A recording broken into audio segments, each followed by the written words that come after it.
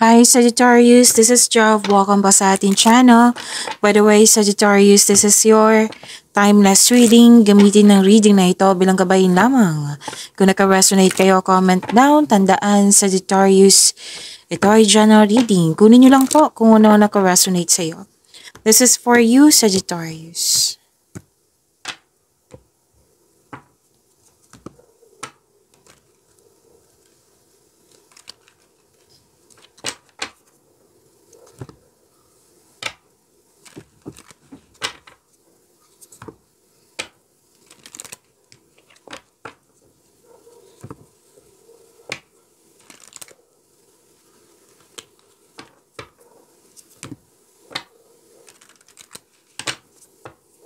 Para po ito sa iyo, Sagittarius.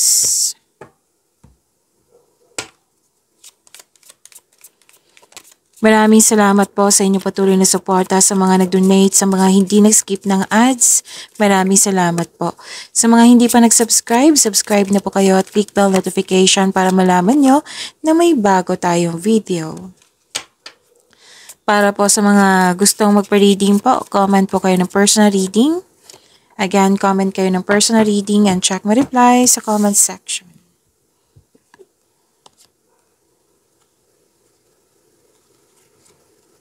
Okay. Nakikita ko dito, nag-alala ka. Pwedeng nalungkot or nag-alala kasi may nangyari or di kaya naalala mo to sa nakaraan or pinaalala sa'yo. Kasi may nakita ako dito, Sagittarius, the loss of connection or loss of things or loss of opportunity. Opo. At nakikita ko dito na may malalaman ka sekreto. Pwede nag-observe ka, nag-research ka, nag-scroll ka dyan sa social media at may natuklasan ka, pwede. Pwede din na may usapin tungkol sa teacher, student, or sa education. May nakita rin ako dito nag-self-study, nagbabasa ng libro, letter, document, or sa internet para may makuhang learnings and clarity. May nakita rin ako dito nagpa-enroll. Pwedeng sa workshop, sa seminar, literal sa school. Yan. At may nakita rin ako dito humihingi ng atensyon sa iyo na isang bata or pwede din inner child mo to. May concern ka sa immature na tao. Tapos may nakita ako ditong na-hired kahit walang experience. At may bagong simula, kakasimula sa trabaho ba, kakasimula ba sa proyekto, kakasimula ng koneksyon. Yan.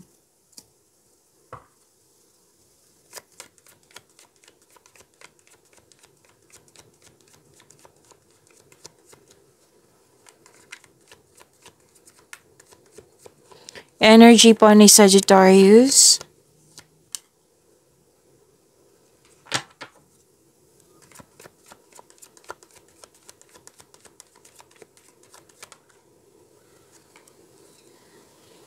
Para sa mga bago dito, opo, kung may napansin ko na repeating message, yan po yung pinupush ng card sa inyo. Like for example, nanood kayo sa inyong monthly, weekly, daily at dito din at may napansin ko na repeating message. Yan po yung pinupush ng card sa inyo na kailangan yung bigyan ng atensyon, solusyon at aksyon kung maaari po. So, na yung energy ni Sagittarius.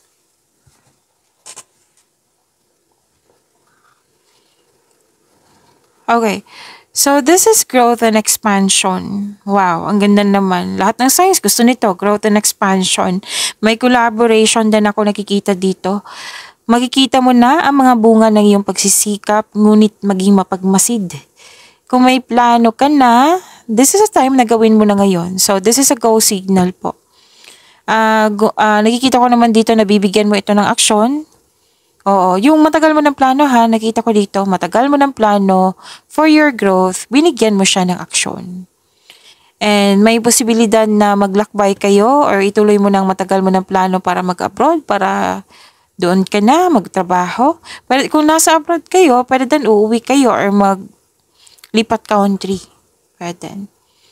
And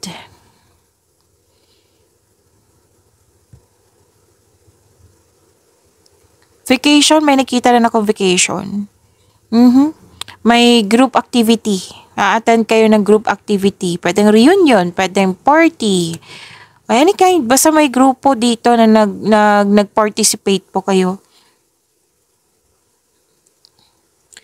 may magaganap na collaboration. Tapos, ito yung sinabi ko kanina sa inyo, may na-hire. Oh, may na-hire din dito. Pwedeng ikaw yung may-ari ng negosyo ba, kumpanya. Nag-hire ka ng bagong empleyado due to increased profits kasi peak season na ngayon, di ba? So, pwede din na ikaw yung na-hired. So, may nakita ako ditong travel talaga. Whether for work or pwede din na vacation, for vacation.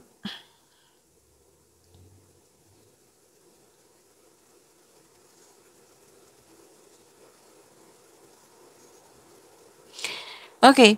Pinoprotektahan mo yung sarili mo, Sagittarius, na hindi masaktan dahil sa traumang nangyari sa past mo. Kumbaga, nakikita ko dito guarded ka. Kalma ka, nakikinig ka sa iyong paligid.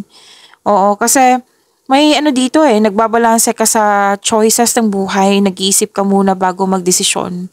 Para, yun nga, para maiwasan yung pagkakamali dati. So, kung hindi kaya, seek help or ask support para makakatulong ito sa pagpagaan ng iyong isipan. Pero sabi ng yung card dito, the best way kung ikaw mismo yung haharap sa isang sitwasyon. Kasi magbibigay ito ng kaginhawaan na iyong hinahanap po. Pwede din umiiwas ka sa confrontation kasi ayaw mo ng away. Pwede din na itong gagawin mo, kasi may nakita recording sa Career and Money, kailangan ng matibay na plano talaga. Pero don't hesitate too long ha. Like for example, in-offer sa'yo ng posisyon na good for 7 days. Tapos ika 8 days ka na nag-decide. Sayang naman. So don't hesitate too long.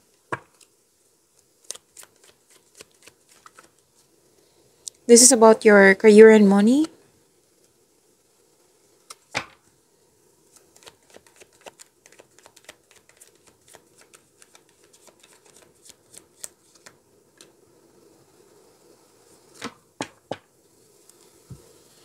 Togetherness na naman to. May ano dito celebration.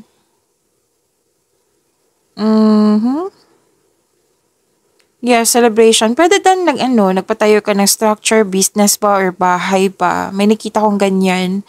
Pwede din ito yung dahilan na naging masipag ka dahil sa gusto mo magpatayo nga.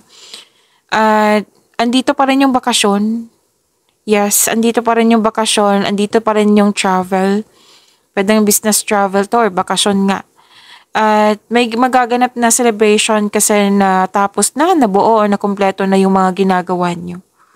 Masaya ka nag-celebrate kayo. At may gantimpala kang matatanggap, maaring mana ito, promotion or recognition. Yes, at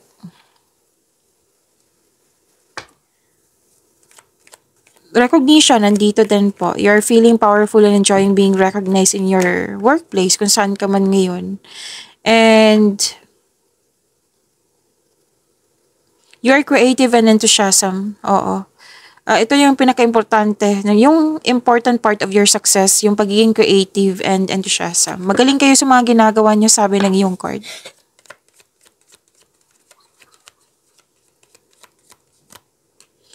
By the way, this is about your love life, self-love, partnership, and romance. So, ingat lang po kasi nakikita ko dito, lalo na paggabi, yung before kayo matulog, nasa bed na kayo tapos sobra sa pag-iisip. Oo, nag-overthink kayo, nag-overanalyze. Single ka man, may relasyon sa buhay mag-asawa. So, ingat na lang po, wag masyadong mag-isip huwag niyong pahirapin yung sarili niyo. Kumbaga, pwedeng nag-overthink ka kasi may nakita kasi ako ditong conflict sa isang bagay ba, sa isang tao or sa isang sitwasyon. Kung sa isang tao to, communication is the key. Communication is the key. Kahit naman sa iba, bagay ba yan, sitwasyon, kailangan mo nang i-open up sa isang tao. Maggawa kayo ng schedule, mag-usap kayo ng mahinahon. I-open up mo yung bigat ng nararamdaman mo. Kasi magkukosto ng nakikita ko kasi dito yung worries mo, anxiety mo. So, kailangan mo tong tulungan yung sarili mo. Excuse me. Kumbaga, kung may trust issue ko sa isang tao, then kung mahilig ka ng journal or diary, then go ahead. Para ma-express mo yung mga gusto mong express yung, kumbaga, kailangan ng recovery dito, so help yourself. Nakikita ko rin dito na, okay. May sabi kasi ng card dito eh. Iparamdam mo sa kanya na may malasakit ka at supportive ka sa inyong connection. Pwedeng ikaw may humihingi ng atensyon or siya yung humihingi ng atensyon kasi may lack of time dito. So, sana yung ma-overcome nyo to. Okay? Magyamanin nyo po yung blessings binigay sa inyo sa Sagittarius. See you tomorrow. Maraming salamat.